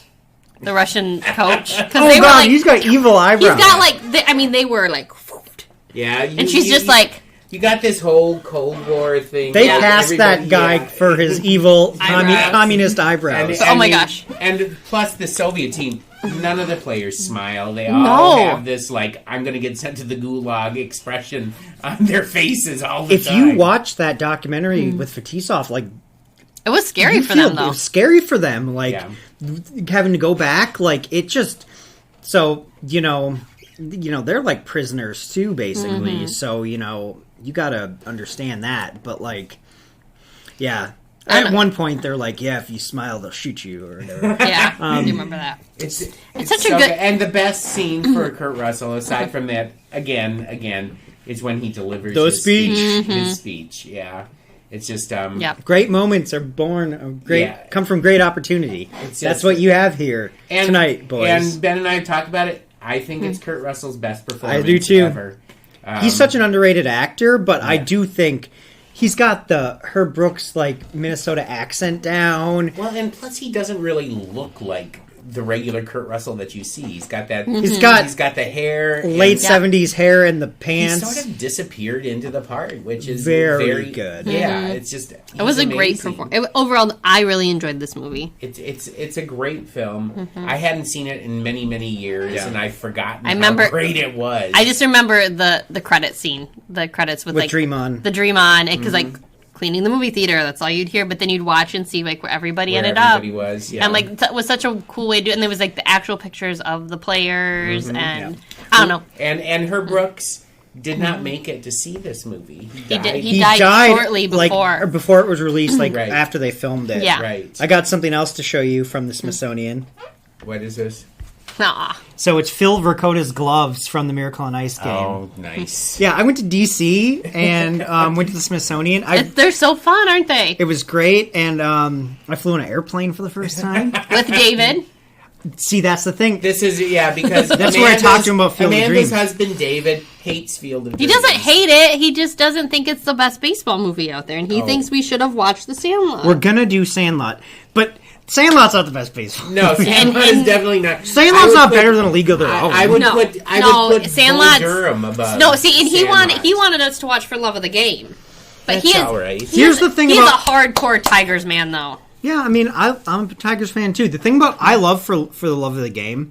Another Costner one. The thing about For the Love of the Game is if you are not a baseball fan, this movie will bore the crap out of you because it takes place on like an entire game. Mm-hmm. So I don't want to spoil it for you, but like he's the pitcher and John C. Reilly is the catcher, and it's the Tigers. He plays for the actual Tigers. So if you're a Tigers fan, you're probably like Costner's a Tiger. Yeah, it's just. All right, so how many? But we could go on and on. How many baseball gloves are we going to give? They won the gold medal. They did. did. They Yeah, did. gold Really, medal. I'm going to give them 4.5. I'll Four go and a half. 4.5. I'll go 4 3/4. Oh wow! Okay. Slightly below Rocky. This is like all of these movies are really high up there. We didn't pick a bad one. No. Okay. So what's the next? I movie want to we're gonna do watch? Hoosiers. Hoosiers. So, Manda, you just go. I don't like it. What do you mean? What are you talking about? This is Hoosiers we're talking about. Failed Gene Hackman. failed basketball coach goes to middle of Indiana to take over the school's team. Yep. Hires the town drunk, takes them all the ways, and they win. Like it's just. I I feel like remember- that's a gross oversimplification. I remember my mom had this VHS, and it had it was blue, and it said Hoosiers, and it had the Converse on the front of it. And I mean, I tried. I could not get into it. Madison walked out at one point in time because she also plays basketball, and she's like, why are they wearing Converse? There's no support. And I'm like, oh. Does she know this movie takes place in the 50s? No, she had no idea. I'm like, honey, this is taking place in the 50s. That's what they wore back then. She's like, oh. Because, I mean, here's us as parents nowadays. Like, oh, do we have the high enough cleats? Do we have the good enough sneakers? Like, I didn't like it. It was slow. Jimmy is basically playing with a peach basket. I mean, like, it's just not... It was not my favorite. Slow though. I didn't like it. I think it's exactly the right speed. I just didn't like it. I'm sorry. And it's a redemption story. It is. I mean, it is. And he also treated the players like. I'm not gonna. He treated the players like crap. He's hard on them. He's but hard on them, he's but I'm just like. coaching him. He cares. I don't know. Wait a minute. So you don't think that Kurt Russell is hard on his No, players? he was. He was but totally hard. Gene Hackman being the same thing. No, he was. No, it was just. I don't know. I didn't like coaches it. got to be hard on their players to get the I best don't know. out of I them. just didn't like it. I tried, Marty. I think it's one of Gene Hackman's one of my favorite performances. No. 100%. Like, that's right. You can think that. Dennis Hopper is amazing. His greatest role. Sheb Woolley as the assistant. I couldn't get into it. I mean, Yeah. I couldn't. It's just, I think, like, you have to be a real basketball fan. I'm not a basketball person. Like, I'm sitting there, and what was it, Madison's first tournament this year? Because I don't do basketball. Like, I don't get it. I never played it. I can't. It's not me. And that's why this movie's And my probably. favorite. That's and I'm exactly just like, why. Madison was, like, trying to get the ball, and I'm like, tag her out! Because that's what you say in softball. Tag the her girl out. out. Tag her out. Because you want to get her at the base. Tag her out. And David's like, no, you don't say that. And I'm like, what do you say then? I'm like, Jesus. I'm not painful. a sports I'm not a sports mom. okay, like, I'm trying. Okay. So this explains a lot about your hatred of Hoosiers. I don't hate it. I just don't like it.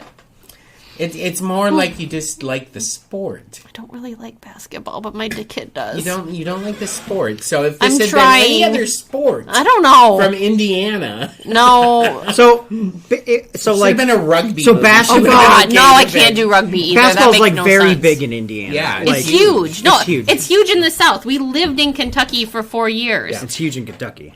March that's the same Madness area. was something where I was just like, I was ready to knock people's heads off because that was, You wanted to kill somebody. they lived and breathed that sport, and if you didn't, Yeah. Yeah.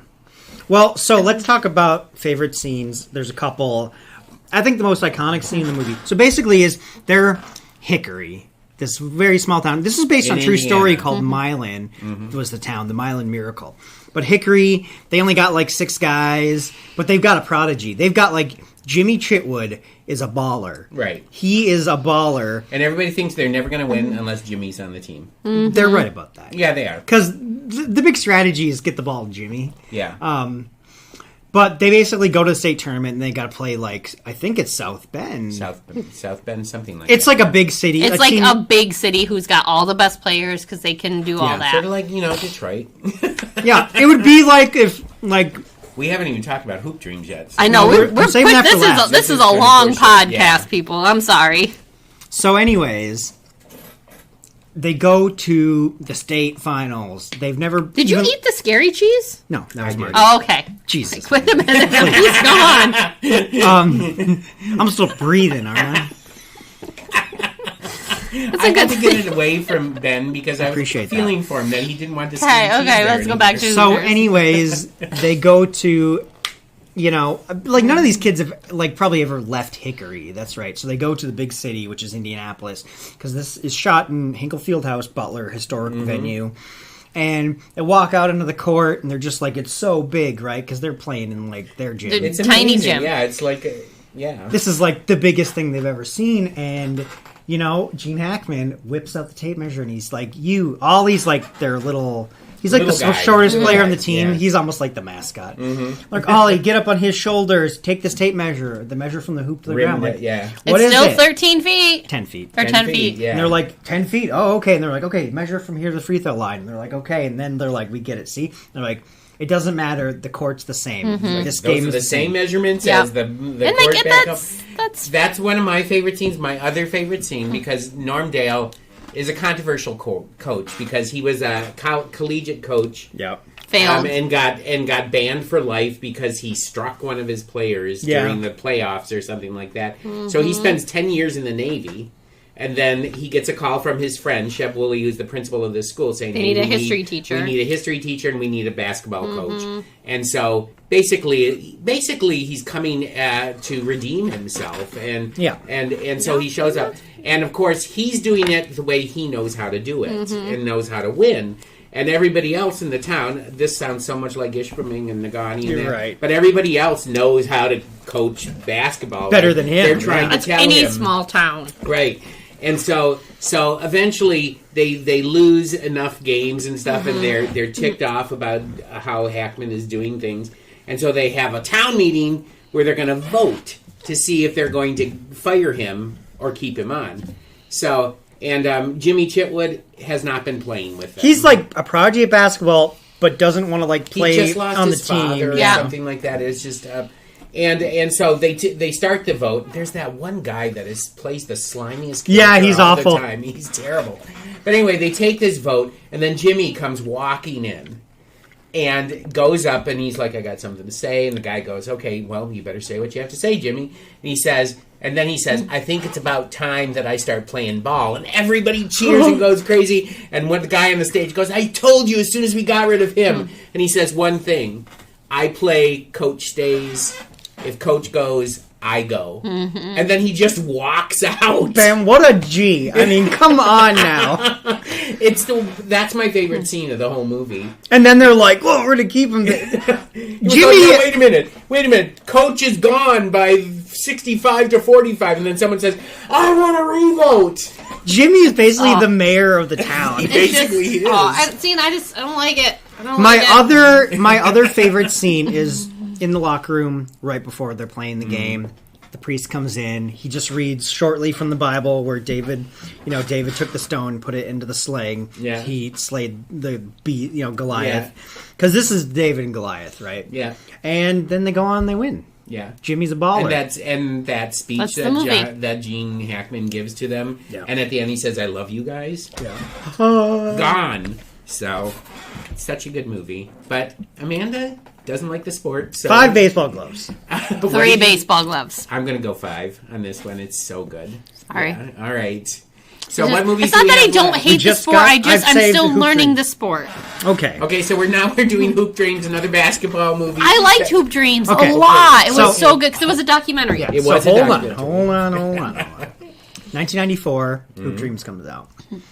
This is the first documentary we've ever talked to, and one day we will do just a whole documentary podcast because we have to. As long as we can put some murder ones in there. Yeah, but they're not going to be like crappy Netflix documentaries. No, we're going to talk about Tiger King and the natural phenomenon. I am not talking about Tiger. No, I'm talking about actual documentary films. So he's trying to get out of jail.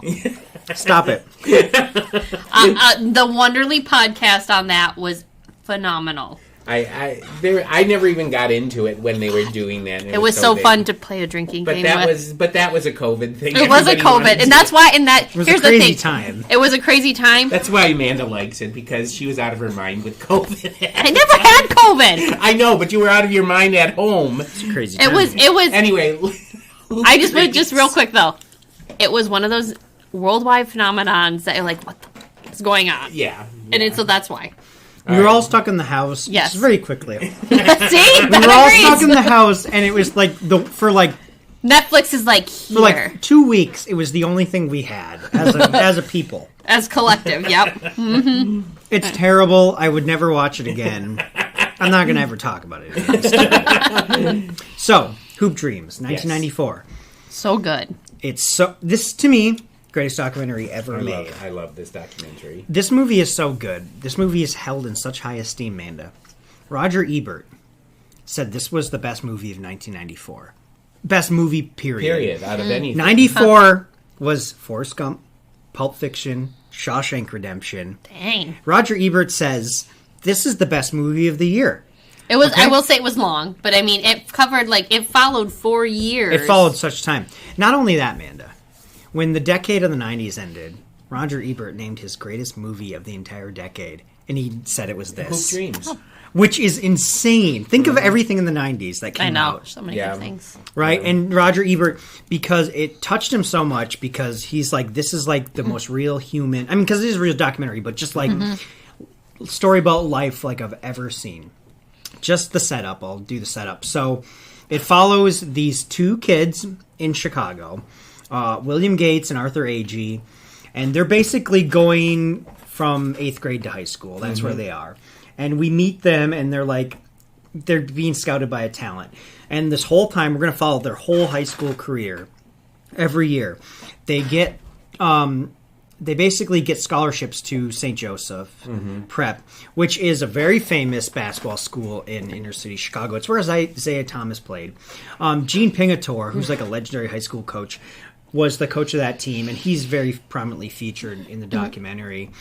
But it just basically follows their career the whole time and the ups and downs, and no matter what happened. Go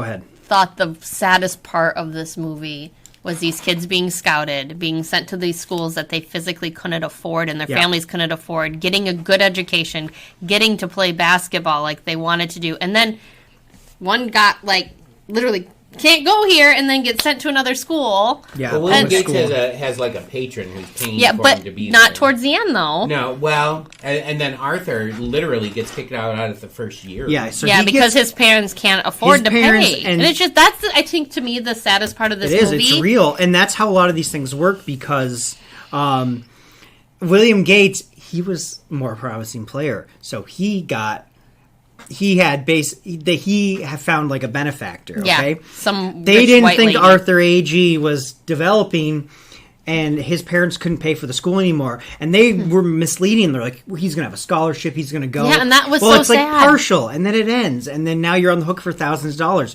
So, and he can't even get his transcripts. No, and it hurts him. Like later on, he wants to graduate, and they won't release his transcripts, so they pay like the outstanding bill. Yeah, and that was just, to me, that's the saddest part of this whole movie. Is these kids just want to play so bad. They want to go to the NBA. It's the dream. And but they get a chance, and then their dreams are just dashed because they don't have enough money. And these talent scouts are looking in the inner city where there is no money. Because the families talk about it over and over and over again in this documentary, how they don't have the money, how they don't have lights on, how they don't have food. Yeah. And Arthur's father leaves and does drugs. He's like a crack addict. It was so in the course of the sad. movie, he is there, and then he leaves. He's buying drugs on the basketball court. His kids playing basketball. And then he comes back and is like found Jesus again. One thing that's not on the thing, not in the film, but their lights get shut out, and the filmmakers paid to keep their electricity. Oh, I didn't know that the filmmakers paid to do that. Okay. Yeah, there's no money. They got that cut sort of off. breaks the code of documentary filmmakers. Yeah, but it was like they really needed help. Yeah. You know, But there's you just feel so bad. These kids just want to make it so bad. Well, if the filmmakers did that, why didn't they just pay Arthur's I think lights payments tuition? versus tuition payments a little different. This movie was basically, it was originally meant, he got like an $1,000 grant or something. It was originally meant to be a 30-minute thing on PBS. It was two guys who just did it on their own. They filmed it not with film. They filmed it on video camera. They had to get permission from the coach, the school, the families for years. Like, it was on a shoestring, and it took years to make. Like, this movie came out in 94, and they started shooting this in like 87. Okay. So, because they follow the kids to college, even. Right. Yep. Yeah. And then, you feel so bad for William because he drops out, then he goes back, and then Arthur goes to like a middle college, junior college, and then goes He does on. really well. He does. Then he goes on to play for a 4-year college, which is awesome. He goes to Arkansas State. Yeah. So William Gates gets recruited pretty heavily in the movie to Marquette, which is a good basketball school. He ends up getting hurt and multiple times. Yeah, but after this, so both of these kids turned out good. So William Gates, he dropped out, but he did graduate in '99. And he became a pastor, and he's got a foundation. Arthur Agee ended up playing. He went to a junior college, then he went to Arkansas State, and then he played like some independent ball. And he ended up setting up a foundation and stuff. So it was a positive thing in the end with both players. So that's good. But just, you've never seen a documentary like this that follows like... Yeah. 4 to 6 years of these kids' lives, essentially. It really and it was really interesting to watch them grow up and how they started playing on the street in the courts, and then you get these people literally coming and be like, you need to go try here. And Well, maybe, Ben, you know the answer to this question because the coach at St. Joseph, right? Gene Pingatore. Gene Pingatore. I mean, his whole thing was he'd never won a state championship. Right? If Not would've- since Isaiah, right? Right, Yeah. not since Isaiah. but if you would have kept both of them, I don't Well, know. see, that's the thing. Like, Arthur wasn't at that level. That's why they let him go. But then William seems to lose his confidence. He does does, because he because gets he's got- multiple knee injuries, Yeah, and and- he just never recovered for them. But he was like one of their best players. If you read the backstory, the way they found the kids is they have this idea. Craig James, who directed the movie, he gets hooked up with Coach Pingatore. Coach Pingatore tells him about a talent scout. Talent scout takes him to like this, out on the backyards or the parks, and like they find Arthur Agee, and they're like, we think he could be really good. So they work out with Arthur Agee's family. We're going to follow you. At first, they don't know it's going to be for the whole time. And then Coach Pingatore says, well, they were originally just going to do Arthur. And he says, well, I've got this kid, William Gates, coming in. He's like the next Isaiah Thomas. So then they decide to do both at once. And I'm really glad they did because it's such a great, Yeah. differing paths. They have different trajectories. In their But high school Arthur career. doesn't turn out. Like, he's not... So that's why they cut him loose. The thing is, if you're good enough, they'll find a way to pay for your school. Yeah. And they didn't And think, they he just was. think he was. That public school basketball coach is like, I see it all the time. And it's hard, and it's hard for him to graduate because St. Joseph's withholding his transcripts until he pays, and like his mom lost her job, and his dad's in jail, and it's just, it's one thing after another, and these Yeah. kids just want to play. And Yeah. you still see it to this day. Kids just want to play. Yeah. And it's just so sad and frustrating. It's, and eventually William Gates and Arthur, they go to like the regionals and stuff like that. Yep. William Gates' team loses, so Pingatore loses that year. But Arthur's team goes They all go the on. way. Yep. Yep. And they're not competing against each other. No. They're in way different school leagues. Right. But he makes it all the way, and his team doesn't win that year either. They end up getting third place, right? But still, which is amazing. Yeah. Yeah. From like the streets, essentially, because like they're a public school. There's no money. There's no nothing. But then here they're taking it all the ways with their basketball. Well, and ultimately, both kids end up doing well. Not necessarily the way that they Not imagined them. pro their lives basketball, going but well. that's not. Right. And I think that says something too. You know, Right. Yeah. Yeah. I mean, it's such a good movie, and again, it's not necessarily a movie about basketball. It's about. I think these I kids liked the growing story up. of the kids and Yeah. like yeah, their it's about the kids, This basketball was part of it because that's what they wanted and that was their dream. right? But it was you a could really interesting story watching them progress through Yeah. the 4 years. But you could replace the basketball with anything. Yeah. and with a different kid. You Yeah. know, it could be music career, or it could Mm-hmm. be something where it's like. Well, it could be hockey players from a small town or Anything, something like that. yeah. Anything like that. at but all. like this sort of stuff happens all over all the time, Right. And, Yeah. and you need. It's just, normally you don't get this amount of time, this period of time, years. Yeah, you usually only get a couple years. You don't get 4 Or you would get like a 1 hour documentary that covers 4 years, but just doesn't show it like they do. You know? It's an amazing documentary. It's something that hadn't been seen. Yeah. 10 out of 10. Yeah, it was okay. So let's do the 5. So I'm going to go with 5.5 for this one. I really love this movie. I'm going to say 5. I'm going to say 6. Same as Field of Dreams. 6 is Field of Dreams. No, it was good, and I'm glad I watched it. Yeah, The greatest documentary of all time. Didn't even get nominated, and it's a whole scandal. yeah. It wasn't even nominated for best documentary. Can you Anymore? believe? Nope, I'm good. If you want to read why it didn't, just go to the Wikipedia page. I want to read Wikipedia, but it's like basically they had just a total crap wave. They were nominating the best documentaries back then. It would be like they'd have all these people in a theater who would vote, and like if someone flashed a flashlight, they would stop, and people could like X out movies. And the thing is, it turns out when they looked at the tabulations, what people were doing was they were basically voting for only the 5 they wanted to see nominated and giving every other movie like 0. So it was skewing the results. It was a huge scandal. It changed the way they voted, nominated these movies because of this. Because Well, and here's the thing. I mean, really, what it should have been nominated for Best Picture, not Best Documentary. People pitched for it at the time. Yeah. I think Ebert, and they were like, this should be, but it's a documentary. They're like, well, it's in the documentary category, which I understand.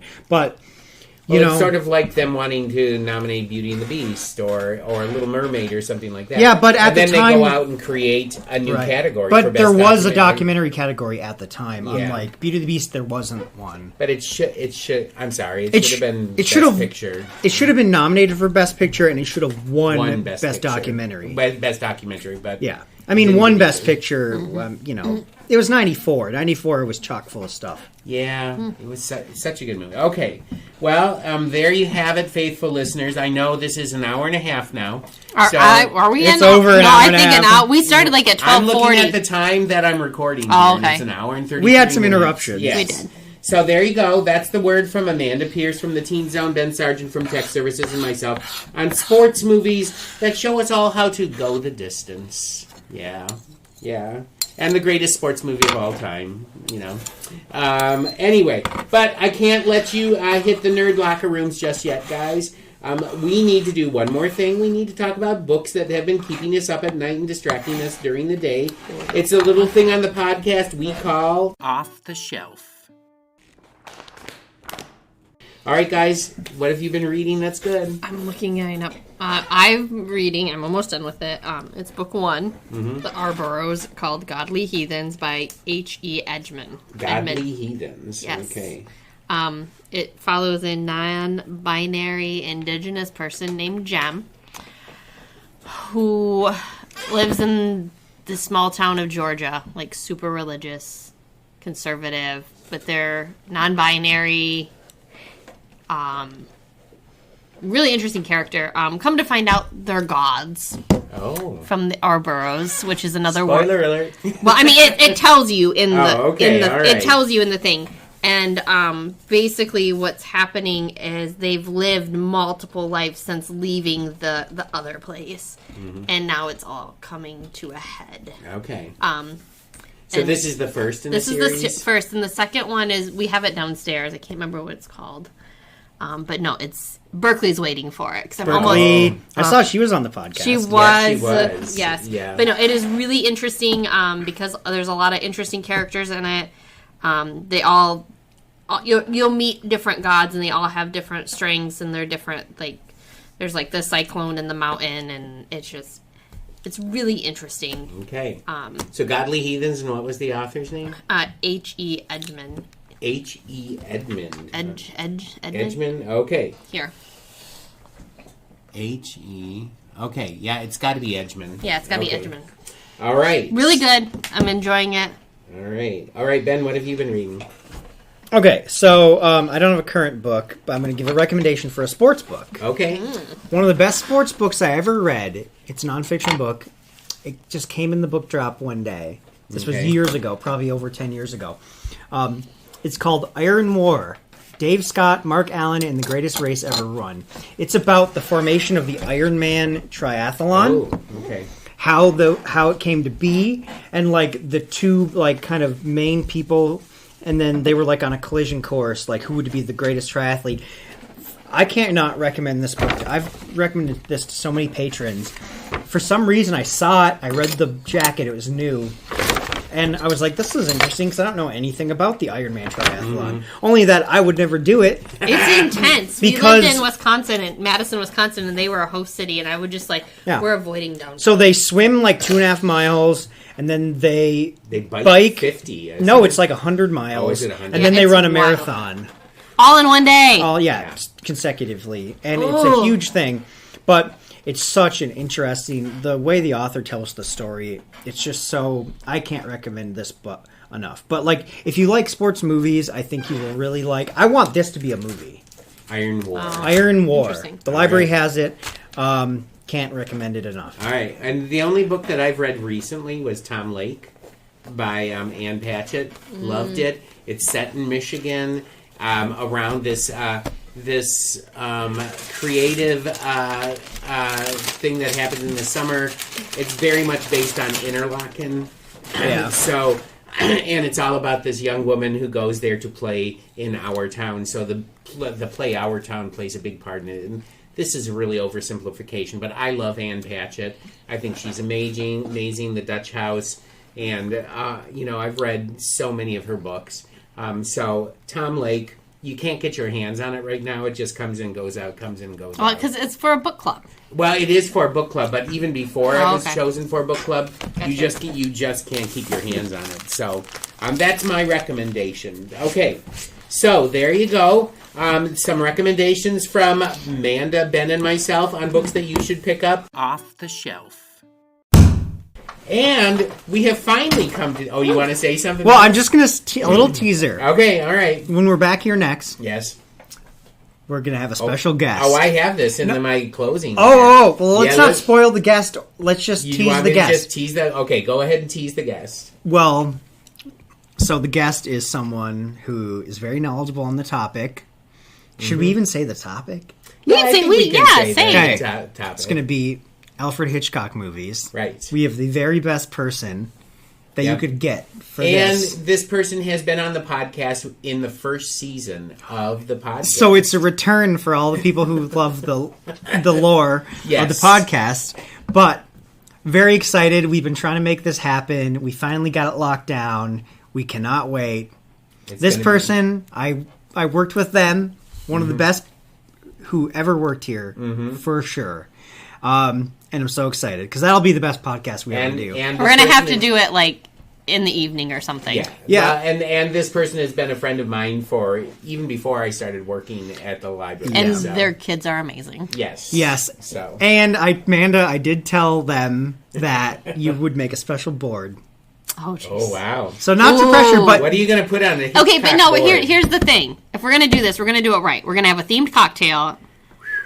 Wow. And we're going to... If I'm going out for a board, we are going to go all out. All right. We'll have to record at someone's house in the evening so there can be adult. Wow, it's ballooning into something huge. Well, I think we should record it here, but I think we should record it maybe we could record it in Dandelion Cottage or something. I don't think we need to drink, but I'm saying because those ones, but those ones just go off the rails. Yeah, that would. One special cocktail is not going to go off the rails. They just go off the rails. Right. But anyways, so look forward to that because have we hyped it up enough? I think you have. All right. So, but I really want to thank Amanda Pierce from the Teen Zone, Ben Sargent from Tech Services for joining me in the Nerd Locker Room today. But never fear, as Ben and Amanda are always coming back for more. We have an endless ideas of what to do with the movie podcast. And as Ben just teased, we're going to be doing Alfred Hitchcock next with a special guest nerd. Anyway, but come back next week when I will be sitting down for a conversation with one of everyone's favorite library nerds, Ann Donahue, the outgoing president of the PWPL Board of Trustees. We love her. We are going to miss her as president of the board. She's been a great leader for her time here and seen us through a lot of things. Yeah. So we all love her here. So until that time next week, everyone, stay nerdy. Thank you for listening to Library Nerds with Words, Peter White Public Library's weekly podcast, giving you the word on what's cool at the library. The theme for the podcast is Happy Clappy by John Bartman, used courtesy of Pixabay. This episode was written and produced by Martin Acketts and sponsored by Peter White Public Library. Until next week, pick up a good book, listen to some good music, watch a good movie, attend a great event, and remember, library nerds are the coolest people around.